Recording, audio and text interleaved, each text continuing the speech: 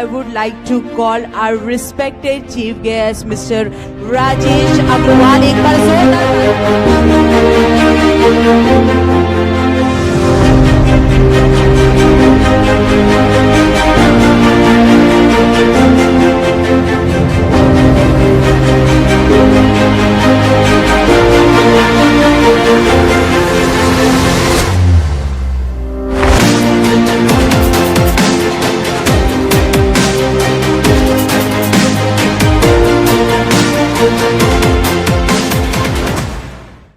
Sir बहुत बहुत स्वागत है आपका हमारा one of kind fame show the talk show.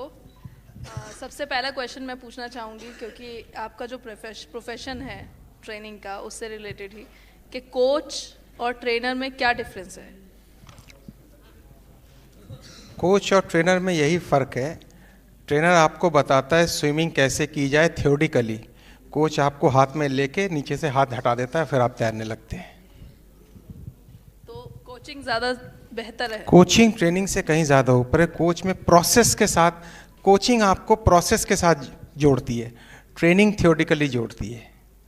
Coaching में आपको मान लीजिए तैरना सीखना है तो आप देखेंगे ट्रेनर आपके साथ उतरता है पानी में, कहता है पहले पैर चलाओ पैर चलाओ पैर चलाओ, आपको नीचे से पकड़ के रखता है कोच, टेक्निक्स है ना। हाँ, फिर धीरे से वो हाथ हटा लेता है और आप तैरते हैं। वो कोचिंग जिस तरीके से बच्चे को साइकिल चलाना सिखाते हैं।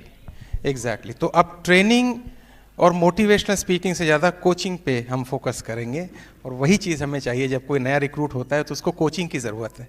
ट्रेनिंग वो यूट्यूब से ले चुका होता है, स्विमिंग का ज्ञान भी होता है, बट उसको कोचिंग की ज़रूरत है।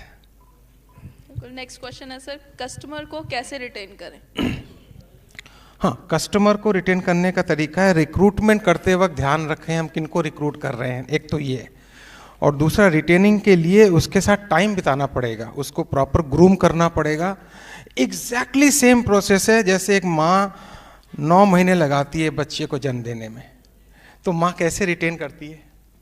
संभाल के रखती है बच्चे को कि कहीं चोट ना लग जाए, गिर ना जाऊं, उसके बाद एक खूबसूरत बच्चा आता है। एग्जैक्टली सेम प्रोसेस है, सेम प्रोसेस है कि जिसको हम रिक्रूट करते हैं उसको कैसे संभाल के रखें। इससे इजी वे में मैं समझा नहीं पाऊंगा, क्योंकि अब वो जमाने लग गए, रिक्रूट किया और मैंने भूल, तब तो एबॉर्शन हो जाएगा, और ये एबॉर्शन वाले लोग ही नेगेटिव फैलाते हैं और फिर वो चोटी वाला बीच में आता है। आप समझ रहे हैं मामला कहाँ हो गया? समझ रहे हैं सर हम। एक कंपनी की अपने डिस्ट्रीब्यूटर के प्रति और एक डिस्ट्रीब्यूटर की कंपनी के प्रति क्या रिस्पॉन्सिबिलिटी होनी चाहिए? कंपनी के डिस्ट्रीब्यूटर के प्रति plan, profile, product, training, grooming, mentoring, ये तो हो गया कंपनी का डिस्ट्रीब्यूटर। और डिस्ट्रीब्यूटर का जो फ़र्ज़ बनता है उसका ये फ़र्ज़ बनता है, जैसे मैं अगर कभी कॉर्पोरेट ट्रेनिंग देता हूँ तो मैं अक्सर सिखाता हूँ कि 2 तरह के एम्प्लॉय होते हैं, एक जो घड़ी देखकर काम करते हैं और दूसरा घड़ी देखकर काम नहीं करते, क्योंकि घड़ी बनाने वाला घड़ी नहीं देखता है। आप समझ लीजिए, घड़ी बनाने वाला घड़ी, तो डिस्ट्रीब्यूटर की जिम्मेदारी ये होती है कि सर आप मुझे ये बताएं कि मैं और कैसे एक्सेल कर सकता हूँ। आप, वो कंपनी नहीं बोलेगी, आपको पूछना पड़ेगा मैं और कैसे आगे बढ़ सकता हूँ। तो जिसमें प्रश्न पूछने की क्षमता है वो अर्जुन है जो तीर मारेगा मछली की आंख में। राइट? बहुत बढ़िया सर, बहुत बढ़िया सर। सोशल मीडिया एक कंपनी या डिस्ट्रीब्यूटर के लिए कितना हेल्पफुल है, कितना काम करना चाहिए इन लोगों को सोशल मीडिया पर? सोशल मीडिया ना एक चक्कू की तरह है, नाइफ। लकड़ी की तरफ से पकड़ेंगे तो काटते चले जाएंगे, धार की तरफ से पकड़ेंगे तो हाथ कट जाएगा। टेक्नोलॉजी है। हम क्या करते हैं सोशल मीडिया में? इन्फ्लुएंस होकर रील बनाते हैं। खुद की क्या पहचान है इस बेसिस पे रील नहीं बनाते हैं। मेरा व्यक्तिगत विचार यह है कि सोशल मीडिया सबसे आसान माध्यम है डेटा कलेक्शन का, ज्वाइनिंग का नहीं हो सकता है। आप अपने प्रोडक्ट की बात नहीं कर सकते हैं, बिजनेस प्लान, लेकिन आप इंस्टाग्राम लाइव आ सकते हैं, फेसबुक लाइव आ सकते हैं। 20 मिनट का एक अच्छी कहानी बता के आप ये कह सकते हैं कि मुझे अच्छे लोगों की तलाश है जिनको मैं सफल बना सकूं। तो डेटा कलेक्ट किया, अब इसमें फिल्टरिंग होगी, इसके बाद रिक्रूटमेंट होगा। इस तरीके से हेल्प हो सकता है। क्या बात है सर। ट्रेडिशनल सेल्स और डायरेक्ट सेलिंग की सेल्स में क्या फ़र्क है? नहीं, ट्रेडिशनल सेल्स में तो आपको इंसेंटिव मिलेगी, जो बेचा, जब तक तेरे पैर चलेंगे इसकी सांस चलेगी। शोले पिक्चर का डायलॉग है। ट्रेडिशनल सेल्स, तेरे पैर रुके ये बंदूक चली। ट्रेडिशनल डायरेक्ट सेलिंग में आपने जो बेचा वो तो है ही है, जितने लोग नीचे बेचेंगे उसका भी हिस्सा आता है, जिसको मेन खेल तो वहां पे है।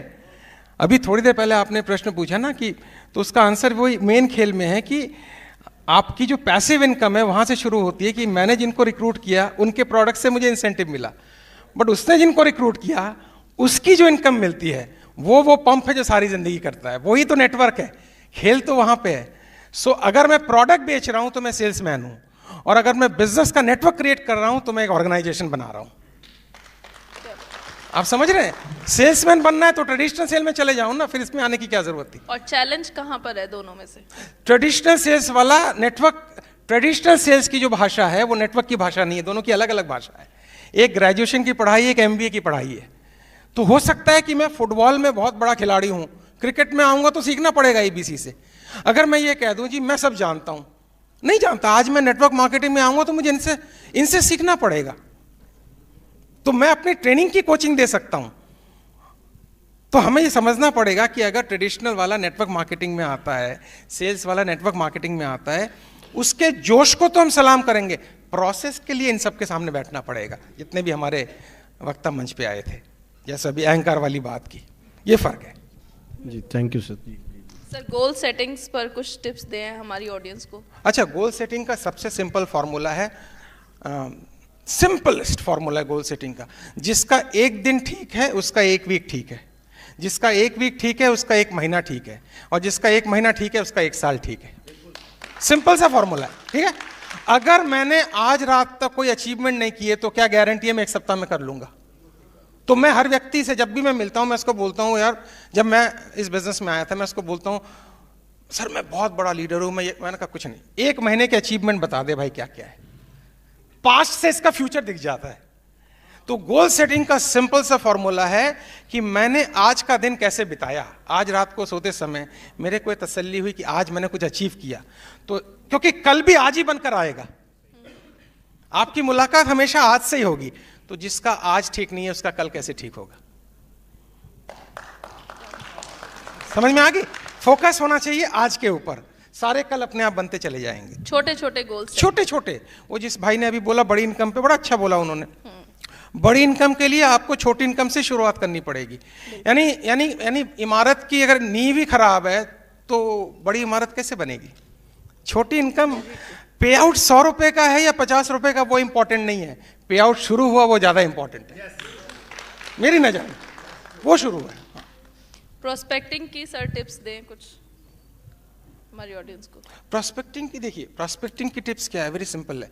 एक तो हम कुछ ऐसे लोगों को आइडेंटिफाई करें अपने गांव में, अपने शहर में जो इन्फ्लुएंसर है, जैसे गांव का मुखिया, स्कूल की प्रिंसिपल, हॉस्पिटल की नर्स। आप समझ रहे हैं मैं क्या कहना चाह रहा हूं? इनके पास नेटवर्क होता है, ये लोग या तो आपको ज्वाइन करेंगे या आपकी मदद कर देंगे। अगर ये आपको ज्वाइन नहीं करते हैं तो आप कहना मैंने एक बिजनेस शुरू किया, मुझे आपकी हेल्प चाहिए। याद रखें, हर अहंकारी से अहंकारी व्यक्ति भी हेल्प करने में अच्छा फील करता है, तो आपको हेल्प मांगनी चाहिए। यार सर मैंने ये बिजनेस शुरू किया, आप मेरी हेल्प कीजिए, मैं यंग आदमी हूँ, 17-18 साल के, आप हेल्प मांगो ना, इसमें क्या बुराई है? तो मेरा मानना है अंधेरे में तीर मारने की तुलना में हमें आइडेंटिफाई करना पड़ेगा कौन कौन से लोग हैं जिनका नेटवर्क है। 5 पावरफुल लोग अगर मेरी टीम में आ गए वो तो 500 का काम कर देंगे। एक तो ये तरीका हो गया। दूसरा तरीका ये हो गया जो अभी एक भाई ने बताया था, कोल्ड वाला, डेटा कलेक्ट करते हो। तीसरा मैंने इंस्टा लाइव और फेसबुक लाइव बताया, ठीक है। और चौथा तरीका ये हो गया जो आपके पास अपनी लिस्ट है, मैं थोड़ा इस लिस्ट को, वो जो पुराना तरीका था ना, फ्रेंड्स वाला तरीका, एफ से फ्रेंड, आर से रिलेटिव, याद है ना, हम सब ने सीखा है, रट्टा लगा लगा के सिखाया जाता था मैंने इसको थोड़ा रिफॉर्म किया है, मैंने इसको स्नाइपर शॉट का नाम दिया है। अगर आप स्नाइपर शॉट मूवी देखें तो आपको समझ में आ जाएगा, स्नाइपर की खास बात होती है वो जिसको टारगेट करता है उसको हिट करता है। तो लिस्ट आपकी स्नाइपर शॉट वाली होनी चाहिए। और वो कैसे आएगी? आपको अपनी आंख बंद करनी है और खुद से पूछना है वो कौन से 25 लोग हैं जो मेरी हर बात को मान जाएंगे। वो कौन से 25 लोग हैं जिनको मैं जानता हूं नहीं, वो कौन से 25 लोग हैं जिसके पास मैं मिलूंगा या तो मेरी हेल्प करेंगे या मेरे साथ ज्वाइन करेंगे। आपके अंदर ईश्वर ने, खुदा ने, मालिक ने एक चीज दी है जिसका नाम है GGQ, गॉड गिवन क्वालिटी। और इस गॉड गिवन क्वालिटी का नंबर है गट फीलिंग, इनसाइट। आपके भीतर से आवाज आ जाएगी। 25 लोग अगर आपकी जिंदगी में हैं जो आपको मदद करने को तैयार हैं, मैं लिख के दे रहा हूं, ये आपको 2500 का नेटवर्क खड़ा कर देंगे, 25,000 का नेटवर्क खड़ा कर देंगे। मैक्रो पे फोकस नहीं करना है, माइक्रो से मैक्रो की तरफ जाना है, छोटे से बड़े की तरफ जाना है। मैं सोचूं मैं 10,000 लोगों का सेमिनार दूंगा, लोग आ जाएंगे, वो दिन लद गए हैं, क्योंकि वो हमें छोटे छोटे पॉकेट्स आइडेंटिफाई करने हैं। जैसे अभी मैं एक जगह प्रोग्राम कर रहा था तो किसी एक परचूने वाले ने बोला, परचूने वाला हम सब जनरल स्टोर ना, पहले परचूने वाला, भाई साहब एक जगह अगर 8 परचूने वाले हैं तो मैं कैसे ब्रांड बनूंगा? मैंने कहा कोई बात नहीं, तू बताशे में नंबर 1 बन जाना, चीनी बेचने में नंबर 1 बन जाना। ब्रांड का मतलब होता है मैं हर चीज में हीरो नहीं बनता हूं, एक चीज में चैंपियन बनता हूं, इसको ब्रांड कहते हैं। तो उसको छोटे से शुरुआत करना पड़ेगा, आइडेंटिफाई करने पड़ेंगे।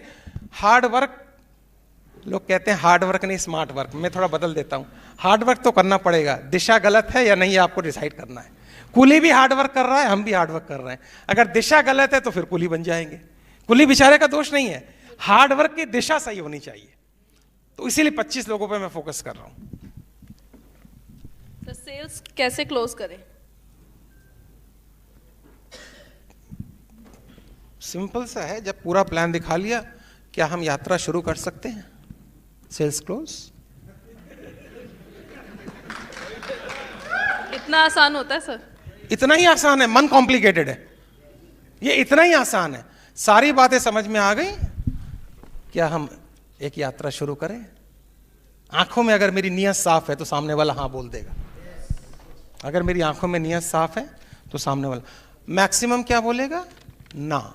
अच्छा, कोई भी ना परमानेंट ना नहीं है, एक बात याद रखना, कोई भी ना जब तक ये ना बोल दे आज के बाद इस प्रोडक्ट को लेके मेरे दरवाजे पर तू आया तो AK-47 से शूट कर दूंगा, तब तक हाँ है।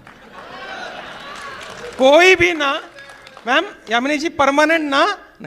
आपको बैंक से कॉल आता है क्रेडिट कार्ड चाहिए और आप झल्ला के रख देते हो ना। मैं इन सारे बैंकों का ट्रेनर हूं, कस्टमर केयर का, इनको पता है मैं क्या ट्रेनिंग देता हूं।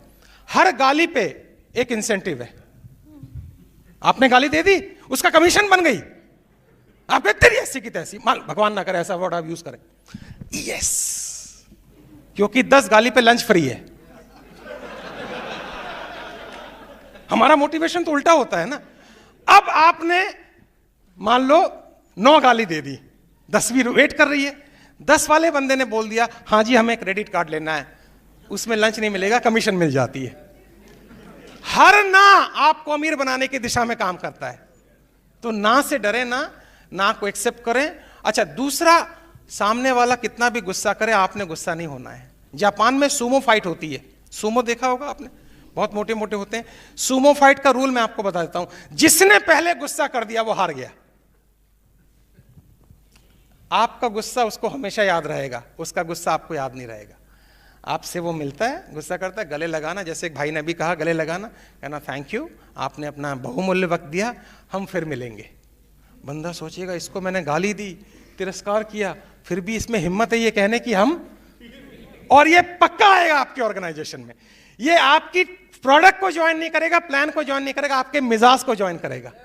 यार इस बंदे के साथ मुझे रहना है, इस बंदे में क्या टेम्परामेंट है कि इसने गाली सुनने के बाद भी मेरे को पलट के गाली नहीं दी। ये बिजनेस जो है ना डायरेक्ट सेलिंग का, ये आपको पेशेंस रहना सिखाता है, ये आपके मिजाज को ना सही बनाना सिखाता है। ये मिरेकल है इस बिजनेस का। हमने कितनी गालियां मतलब कॉलर पकड़ के निकाल दिया गया था। एक बंदे को एक प्रोस्पेक्ट मिला, उसने कहा ये बंदा ना 5 बजे प्लान देखता है, सुबह 5 बजे टाई वाई पहन के, हमारा डायरेक्ट सेलर है, 5 बजे उसके घर पहुंच गया। मैं थोड़ा खड़े होकर दिखाऊं? 5 बजे पहुंच गया, टाई मस्त है, टिंग टोंग, दरवाजा खुला, जी भाई साहब पता लगा था कि आप हमारे बिजनेस में इंटरेस्टेड हैं। मैंने सोचा 5 बजे समय बताया था, और ये वो है जिसको नफरत है डायरेक्ट सेलिंग से। खुंदक निकालनी थी किसी ने, क्रॉस लाइन वाला ही होगा, और कौन होगा ये। एक सन्नाटेदार थप्पड़ लगाया और घूमने वाली चेयर से घूमता घूमता हमारा डायरेक्ट सेलिंग का बंदा नीचे आया, दाहिना हाथ टूट गया। भाई साहब मैं आपको सलाम करता हूं, मतलब मजा आ गया आपको सुन के। उसका दाहिना हाथ टूट गया, और वो गुस्से जो में था वो परेशान होकर नीचे आकर यार आई एम सॉरी, गुस्सा। ये कहता है पक्का सॉरी फील कर रहे हो? बोला हाँ, तो ज्वाइन कर लो, बात खत्म। कहता तेरा हाथ, बोले वो छोड़ो ना, ठीक करवा लेंगे, तुम ज्वाइन कर लो, बात हुई। ये रियल कहानी है। ये इसी बिजनेस की देन है कि हमारा पेशेंस का लेवल कहां बढ़ा देती है। लोगों के लड़ाइयां घर में बंद हो गई, बोले जब बाहर वाले को झेल लिया तो ये तो घर वाला ही है। सो ये बड़ा मजेदार बिजनेस है। यू ना, मैं एक बात बोलता हूं, बस एक बात, आपको ये बिजनेस ना टेंशन में नहीं करना चाहिए, एंजॉयमेंट में करना चाहिए, एडवेंचर में करना चाहिए, हंसते हंसते। और जो गाली दे लो मजा आ गया, ये जब तक आप खुद पे नहीं हंसेंगे चार्ली चैपलिन नहीं बनेंगे। चार्ली चैपलिन को याद रखना, जो खुद पे हंस के दुनिया को जिता के चला गया। ये इस बिजनेस की रौनक है, इस बिजनेस का मजा है। राइट, आगे चलते हैं। सर, आपकी पर्सनल लाइफ भी काफी चैलेंजिंग रही, काफी स्ट्रगल आपने किया, तो आप पर्सनल एक क्वेश्चन है कि आपको क्या था जो इतना मोटिवेटेड आप रहे और आपने ये सब अचीव? कुछ था ही नहीं, यही तो था। पिताजी अस्पताल में, कैंसर के मरीज, फूटी कौड़ी जेब में नहीं, रेडियोथेरेपी, कीमोथेरेपी लाना है, महीने का 25,000 खर्चा चाहिए। लाए कहां से? तनख्वाह 1750 रुपए दिल्ली के वसंत विहार में। तो ऐसी एक बार डायरेक्ट सेलिंग के प्रोग्राम में आ गए। उस समय तो वेबिनार चलते नहीं थे, 92 के आसपास सर, है ना। तो मैं बैठ गया, मैंने कहा ये क्या बकबक कर रहा है। अब मैं बताऊंगा नहीं कंपनी कौन सी है, वरना आप मेरे पे हंसोगे। बस उस गद्दे पे सो के नींद अच्छी आती है, ये समझ लेना। जिन पुराने मित्रों को पता है वो समझ गए होंगे, ठीक है। वो गद्दे पे सो के नींद आ जाती है सर, ठीक है। अब मैं पीछे बैठा हुआ हूं, मेरी अपलाइन ने एक बात बोली जो सुनने वाली बात है। किसी ने कहा पार्ट टाइम फुल टाइम, याद है मैम आप? भैया, मेरी अपलाइन ने कहा 9 से 6 2 वक्त की रोटी देती है, 6 से 9 ये बिजनेस तेरी किस्मत बनाती है। क्या लाइन है। 9 से 6 2 वक्त की रोटी है, 6 से 9। कुछ था ही नहीं मैम। पिताजी के लिए अगर मैं कीमोथेरेपी ना करवाऊं तो मरने वाले हैं, रेडियोथेरेपी ना करवाऊं तो मरने वाले। 3,500 के किराए का मकान देखा, सनराइज वाला, थोड़ा सूरज निकलता है पूरब की दिशा में। तो मुझे वो दिखा रहा है वो प्रॉपर्टी एजेंट, सर यहाँ से सूरज निकलता है, यहाँ से सूरज डूबता है। मैंने कहा मेरे तो डूबे ही हुए हैं, तो क्यों दिखा रहा है। एनीवे, वो किचन के पास ले गया, ये किचन है, यहाँ से देखिए बढ़िया खाना। फिर मैंने कहा किराया, बोलता है 3.5, मेरी तनख्वाह 1750। मैंने कहा किचन मत दिखा, किराया देने के बाद खाने के लिए कुछ बचेगा ही नहीं, तो किचन दिखा क्या फायदा। तो मैं मानता हूं जीवन में या तो सपने मोटिवेट करते हैं या किसी चीज को खोने का डर मोटिवेट करता है। मेरे पास सपने कम थे, खोने का डर ज्यादा था, तो उसने मुझे जिंदा रखा कि भाई 6 महीना पिताजी को बचा पाऊं। तो मैंने अपना पुत्र धम होने का निकाला, बाद में ट्रेनिंग ली, सपने ड्रीम व्रीम बाद में आए। तो मैं मानता हूं जिसने जीवन में दर्द देखा है ना, वो सपने वाले से जल्दी मल्टीप्लाई करता है ग्रोथ के मामले में, जिससे तकलीफ देखी है जीवन में। बिल्कुल sir. Sir, leave a story, जैसा आप कहते हैं, leave a story before living a planet, तो आपकी स्टोरी क्या रहेगी? हाँ, दुनिया छोड़ने से पहले कहानी छोड़ के जाओ जी। तो क्या कहानी छोड़ के जाएंगे? क्या कहेंगे आप मेरे बारे में? बहुत जबरदस्त इंसान। दैट्स ऑल, इतना ही चाहिए मुझे आपसे। बस मैं ये चाहता हूँ कि जब इस प्लेनेट से मेरा शरीर डिपार्ट हो तो आप लोग दुआओं में याद करें, प्रेयर में याद करें, और ये कहें भाई he was a good man, हमारी तरह था, हमारे साथ बैठता था, हमारे साथ उठता था, हमारे तरह हंसता था। इतना ही काफ़ी है, और क्या चाहिए ज़िंदगी जीने के लिए। That's all, that's all. मैं अक्सर कहता हूँ हम सेलिब्रिटी बनाते हैं, बनते नहीं हैं, क्योंकि जिनको हम बनाते हैं वो हमें खुद ही बना देते हैं। तो ये बिजनेस ना जमीन पे रह के काम करने का बिजनेस है। ये बिजनेस जमीन में रह के अगर काम करेंगे तो दुआओं में रहेंगे। मैं बार बार एक वर्ड लेके आ रहा हूँ मैडम सुबह से, दुआओं में रहना है, दुआओं में रहना है, दुआओं में रहना है। सफलता का मतलब यह है कि मैं आपकी दुआओं में मौजूद हूँ, आपकी प्रेयर में मौजूद हूँ, इतना ही काफ़ी है। प्लान वहाँ भी दिखाऊंगा ऊपर, आप भूल मत जाना, मैं वहाँ पे भी मिलूंगा ट्रेनिंग आपको। सर, आगे चलते हैं रैपिड फायर में, और ये थोड़ा डिटेल में हो सकती है आपके लिए। पहला क्वेश्चन है, हाउ और वाई में सबसे पहले क्या आता है? ओके, हाउ और वाई में सबसे पहले क्या आता है? देखिए, वाई का मतलब है ये काम क्यों करूं, हाउ का मतलब है कैसे करूं। एक माँ को सुबह पता है कि टाइम पे बच्चे को टिफिन देना है, उस टिफिन बनाना कैसे है वो हाउ है। कभी भी माँ लेट हुई, कभी भी माँ ने घड़ी देखी, क्योंकि माँ का वाई क्लियर है, हाउ अपने आप आ जाता है। सो वाई हमेशा पहले रहेगा, हाउ बाद में आएगा। लेकिन हाउ की ट्रेनिंग भी देनी पड़ेगी, ऐसा नहीं है मैंने खाली वाई सिखा दिया। हर एक का हाउ अलग अलग है, ये जरा समझ लीजिएगा, हर एक का हाउ अलग अलग है। एक बंदा जो मान लो एक गांव में रहता है, उसका हाउ की ट्रेनिंग अलग है। सो लेवल 1, लेवल 2, लेवल 3 आपको ऐसा प्लान बनाना पड़ेगा कि इस व्यक्ति के हिसाब से मैं 1-to-1 ट्रेनिंग क्या दूं ताकि इसको मैं तैयार कर पाऊं। बट शुरुआत तो वही से होगी। सर, इससे एक क्वेश्चन मेरे दिमाग में आया है कि जैसे आपने बोला हर व्यक्ति का लेवल अलग है, तो क्या कंपनीज को भी जो ट्रेनिंग करते हैं उनको लेवल वाइज ट्रेनिंग करनी चाहिए? लीडर जिसने रिक्रूट किया है, अच्छा, जिस माने पैदा किया है, उसको लेवल वाइज यस, उसको पर्सनल लेवल पे जनरल ट्रेनिंग तो होगी, उसको पर्सनल लेवल पे उसके साथ टाइम बिताना, उसको कोचिंग बोलते हैं। मान लो आप इधर आ गई, हमने आपको मोटिवेट कर दिया, आपने ज्वाइन कर लिया, बट आपका टाइप अलग है, आपकी जेंट्री अलग है, आपके कॉन्टेक्ट अलग है, तो मुझे आपको समझना पड़ेगा ना कि आपकी वर्तमान स्थिति साइकोलॉजिकली क्या है, सोशली क्या है, तभी तो मैं गाइड कर पाऊंगा। वरना मैं आपसे बोलूं यामिनी जी देख लो, ट्रेनिंग फॉलो कर लो, काम शुरू करो, तो फिर आपका हाल क्या होगा? आपका हाल वही होगा कि एक बंदा इंटरव्यू देके निकल रहा है, उससे पूछा भाई क्या पूछा गया तेरे से? उसने कहा 2 प्रश्न पूछे, भारत को आजादी कब मिली? मैंने कहा जी कोशिश बहुत दिन से चल रही थी, अंत में 15 अगस्त 1947 को मिल गई। फिर दूसरा क्वेश्चन पूछा कौन कौन से दल शामिल थे? मैंने कहा 2 दल, गरम दल सुभाष चंद्र बोस, नरम दल गांधी। बोले वेरी गुड, वो रट्टा लगा के अंदर घुस रहा है, कोशिश तो बहुत दिन से चल रही थी, कोशिश तो, लेकिन प्रश्न बदल गया। प्रश्न सुन लीजिए, तुम कब पैदा हुए? बंदा कहता है कोशिश तो बहुत दिन से चल रही थी। अच्छा, यहां तक बात खत्म हो जाती तो और बात थी, तुम्हारे पेरेंट्स का नाम क्या? सर 2 दल शामिल थे इसके अंदर। ये हो गया रट्टा, समझ में आ गई?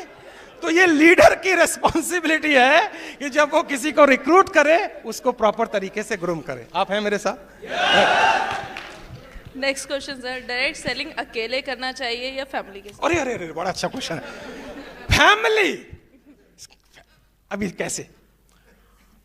बच्चे को मैंने अगर सिखा दिया बेटे हर महीना टूर है, हर 3 महीने में टूर है, तेरा आईफोन भी आने वाला है, बच्चा पापा इतना पैसा लाते कहां से?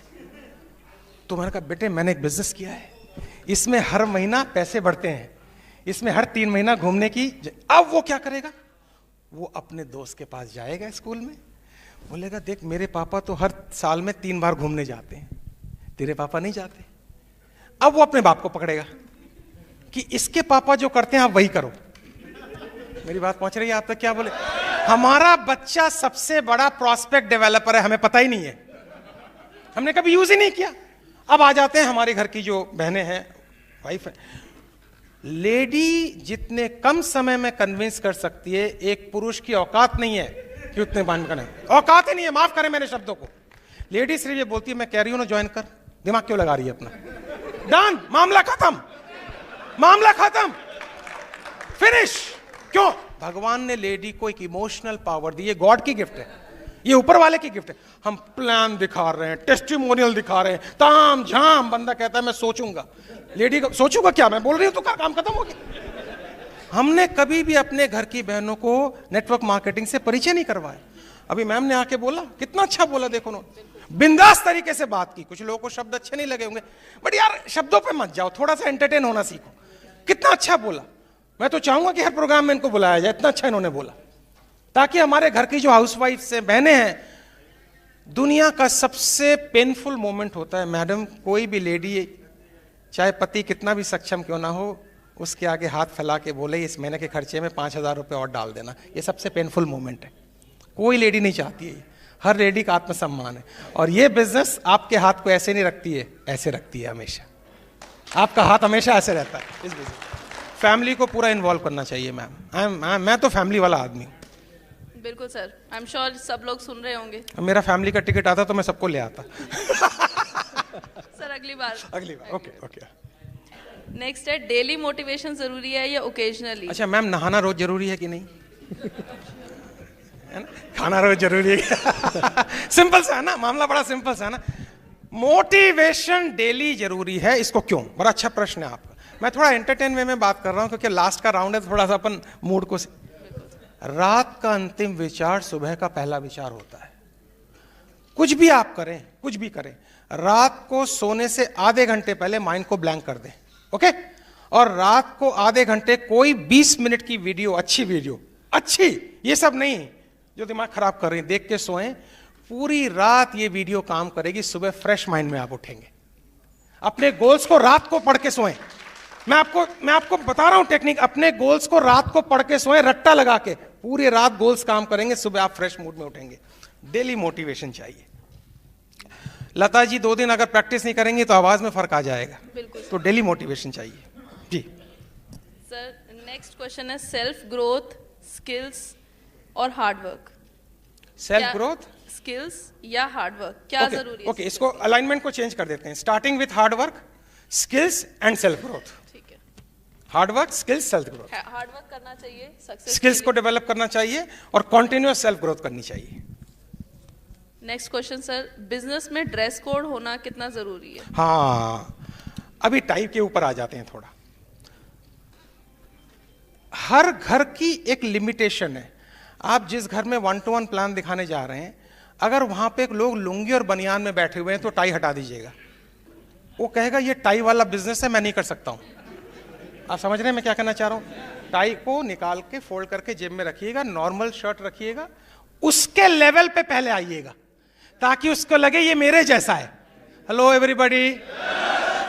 अच्छा, कुछ लोग क्या करते हैं, कुछ घर में ट्रेडिशन होती है कि भाई प्रोटोकॉल होता है कि चप्पल उतार के आपको जाना है। चप्पल उतारना पड़ेगा।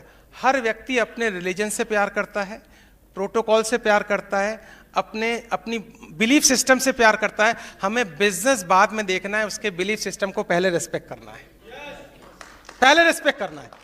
तो ड्रेस कोड का मतलब मैम क्या हो गया, जहां जिस वक्त जिस ड्रेस की जरूरत है, जहां टाई की जरूरत है वहां टाई भी हम पहन के आए, जहां टाई की जरूरत नहीं है वहां नहीं पहननी है। तो ड्रेस कोड फिक्स नहीं हो सकती है, क्योंकि आजकल जो न्यू जनरेशन आ रही है वो कैजुअल्स में जाके प्लान, क्योंकि अगर वो ड्रेस टाई में चला गया तो उसका बोलेगा पागल होके आ गया है कहीं से, क्योंकि वो जीन्स में है ना।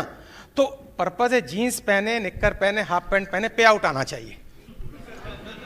मामला बड़ा क्लियर है, सीधी बात, सीधी तरीके से। हाँ, फॉर्मल प्रोग्राम में आओ तो फॉर्मल ड्रेस जरूरी है, लेकिन अब घर में बैठे हैं, रात को जूम प्रोग्राम कर रहे हैं और पसीने 47 डिग्री में टाई पहन रहा हूं, चक चक चक चक चक चक चक चक चू रहे हैं, वैसे ही खराब हो जाएगा मामला। तो हमको पता होना चाहिए किस जगह कौन सी ड्रेस की जरूरत है। स्मार्टली चूज करें, स्मार्टली चूज योर ड्रेस। बिल्कुल सर। सर लास्ट क्वेश्चन है हमारा कि अपने इनकम को लग्जरी आइटम्स में इन्वेस्ट करना सही है या प्रॉपर्टी और बेसिक जरूरतों पे? Okay, जब सक्सेसफुल हो गए हम लोग, हाँ, तो how we should utilise our funds? तो पहले मनी मैनेजमेंट पे आ जाते हैं। इंटरेस्टिंग टॉपिक है ना।